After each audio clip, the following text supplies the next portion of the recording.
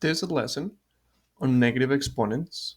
Now, when you try to simplify any kind of expressions and you encounter with the negative exponent, usually our answer should always be written with positive exponent. So today we will see how do we go from negative exponent to a positive exponent. Now, the main idea here is that if you want to convert a negative exponent into a positive one, all we got to do is just flip its position. So we want to go from a negative exponent to a positive exponent. We switch its order or we switch its position. So keep that in mind along the lesson.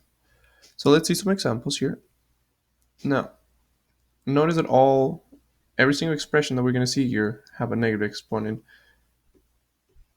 So let's start with example 1. Now let's try to simplify the following expression.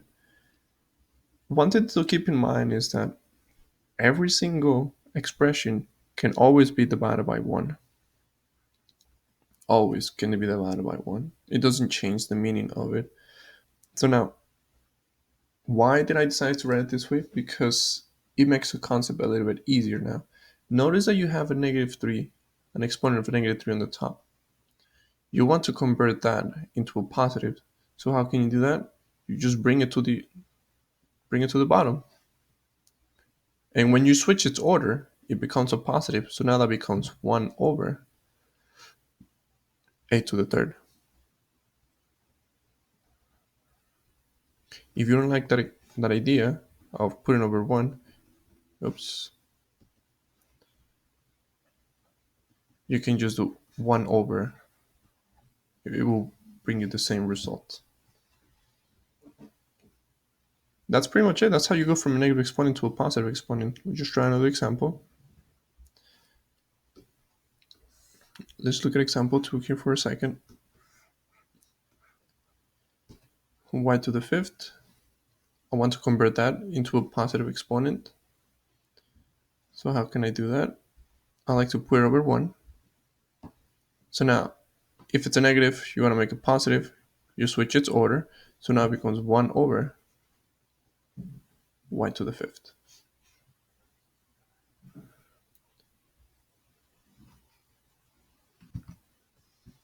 So now let's see an example 3 where, oops.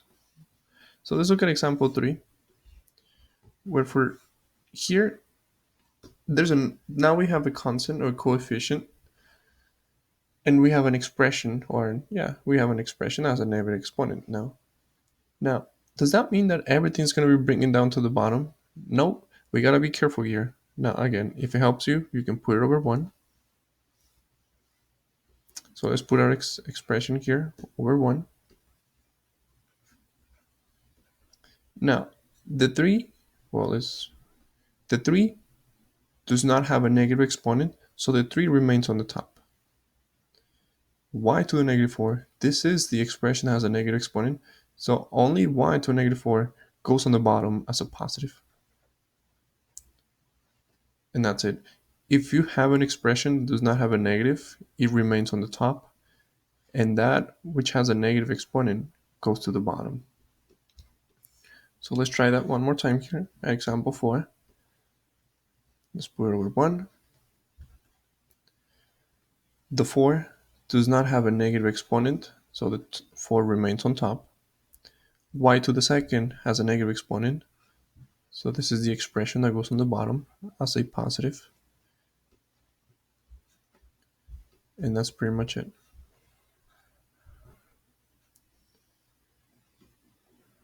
Let's look at example 5 here. In example 5,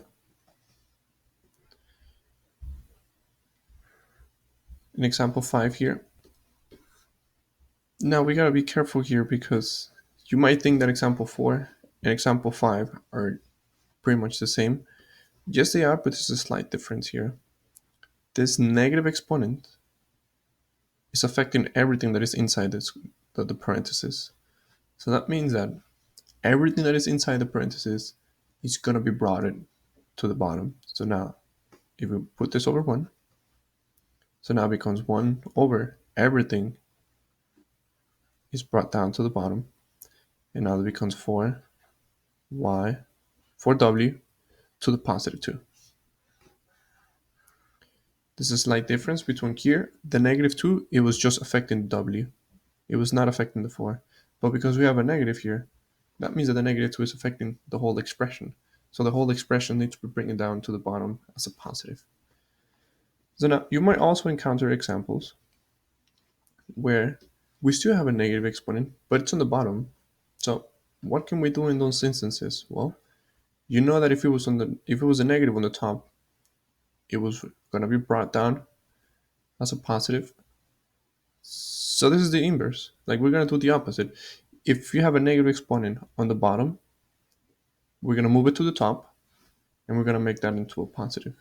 So now this becomes 2 to the 5th over 1, which is essentially just 2 to the 5th. We have a negative on the bottom.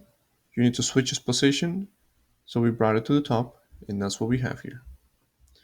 2 to the 5th over 1 is just 2 to the 5th. So let's look at example 7 here. Again, if you have an exponent, or if you have an expression that has a negative exponent on the bottom, you got to switch its order to make it positive. So we bring this to the top. So now that this becomes y to the 3rd over 1, which is essentially just y to the 3rd. So if it has a negative, you want to make it positive, you just switch its order. That's the main idea here.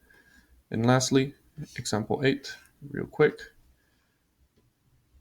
Oh, I don't know where that blue thing comes from. Let's erase it. All right. So now we have a negative exponent. You want to make it positive, so you need to switch its order. So now that becomes a to the 2nd over 1, which is essentially just a to the 2nd. So the main idea here is that if you have a negative exponent, you got to switch its order to make it into a positive exponent. So here's your entrance ticket.